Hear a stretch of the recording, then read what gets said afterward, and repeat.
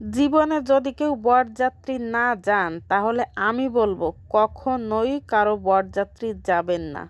এটা আমি আমার বাস্তব অভিজ্ঞতা থেকে বলছি। আমার অভিজ্ঞতা থাকা সত্ত্বেও আমি আজকে আমার ছেলের সঙ্গে বরযাত্রী যাচ্ছি। হ্যালো এভরিওয়ান, শুরু করছি একটা নতুন ভিডিও। আশা করি ভিডিওটি সবার অনেক বেশি ভালো লাগবে। আর যদি ভালো লাগে তাহলে অবশ্যই একটা লাইক, কমেন্ট, শেয়ার দিয়ে পাশে থাকবেন। পুরো ভিডিওটা জুড়ে আমি আছি বাগেরহাটের মেয়ে লিপি। অনেকেই আছে যারা আমার বিয়ের ব্লগ দেখার জন্য অধীর আগ্রহে বসে আছে, কিন্তু ব্যস্ততার কারণে আমি একটা ভিডিও এডিট করতে পারছি না। তারপরেও অনেক কষ্ট করে আপনাদের সবার অপেক্ষার প্রহর শেষ করার জন্য ফাইনালি আজকে বিয়ের ভিডিওটা দিয়েই ফেললাম। বরযাত্রী যাবার একদমই ইচ্ছা আমার ছিল না, কিন্তু আমার ছেলে যাওয়ার জন্য আরও 1 মাস আগের থেকে লাভ দিচ্ছে, তার কারণে যেতে বাধ্য হলাম। কারণ ওকে একা ছেড়ে দেওয়া এই বরযাত্রী একদমই ঠিক হবে না। প্রথম কারণ হচ্ছে সে হচ্ছে ছোট মানুষ, এত লোকের ভিড়ে কোথায় কি করে বেড়াবে, এটা হচ্ছে সবচেয়ে বড় সমস্যা। দ্বিতীয় সমস্যা হচ্ছে বরযাত্রী যাওয়ার পরে বিয়েবাড়িতে বরকে নিয়েই বেশি টানাটানি করা হয়। তার সাথে কে এসেছে, কি করছে, এসব খোঁজ খবর খুব কম লোকেই রাখে। কথাটা কিন্তু একদমই সত্য, এমনকি আমাদের ক্ষেত্রেও। যাই হোক, কেউ কিন্তু আবার রাগ করবেন না। যেহেতু আমি এর আগেও অনেক বরযাত্রী গিয়েছি, তাই বাস্তব যে অভিজ্ঞতাগুলো তাই আপনাদের সঙ্গে শেয়ার করলাম। আর আপনারা তো আমার রিলসে দেখেছেনই, আমাদের বৌমাকে আবারও একবার দেখিয়ে দিলাম যারা দেখেননি তাদের জন্য।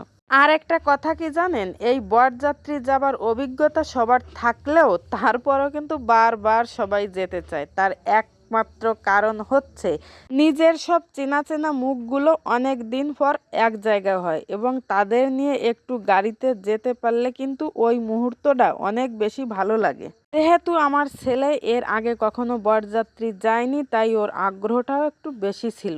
যাই হোক, সবাই খাওয়া দাওয়া করছিল, টেবিলে জায়গা ছিল না। আমার বাবাকে আমি একটু খাবার এনে খাইয়ে দিচ্ছিলাম, কারণ তার তো আবার সন্ধ্যা হলেই খিদে লেগে যায়। এখানে আসার পর আমাদের 10টারও বেশি বেজে গেছে, তাই ওকে খাইয়ে দিয়ে আমরা এই যে সবাই মিলে এক টেবিলে খেতে বসে গেছি। এই যে এতক্ষণ অনেক বেশি কষ্ট হচ্ছিল, ওপাশে বিয়ে হচ্ছে, সবাই খাওয়া দাওয়া করছে, যাদের খাওয়া হয়ে গেছে তারা চলে যাচ্ছে, আর আমরা বসে আছি। কিন্তু এই বসে থাকাটা বিরক্তিকর লাগে। তারপর যখন সবাই মিলে একসাথে খেতে বসেছি, অনেক মজা লাগছিল। আমরা এপাশে খাচ্ছিলাম আর ওপাশ দিয়ে বিয়েও কিন্তু শুরু হয়ে গেছে। খাওয়া দাওয়া শেষ করে তারপর আমি যতটুকু পেরেছি আপনাদের সঙ্গে ভিডিও করে শেয়ার করার চেষ্টা করছি। তো আমরা বেশিক্ষণ আর খাওয়া দাওয়া করে বিয়েবাড়িতেও অপেক্ষা করিনি, কারণ অলরেডি 12টা বেজে গেছে। আমার খোকাবাবুর খুবই ঘুম পাচ্ছিল, তাই আমরা অনেকেই কিন্তু বিয়ে শেষ না করেই চলে এসেছি। তো আমাদের বৌমাও কিন্তু বিয়ের মণ্ডপে চলে এসেছে।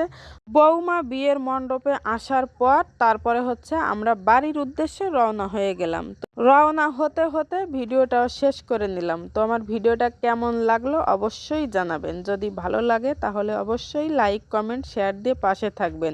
পরবর্তী ভিডিও দিব আপনাদের সঙ্গে বৌভাতের অনুষ্ঠানে। তো পরবর্তী ভিডিও দেখার আমন্ত্রণ জানিয়ে এই ভিডিওটা এখানেই শেষ করলাম। সবাইকে ধন্যবাদ, টাটা।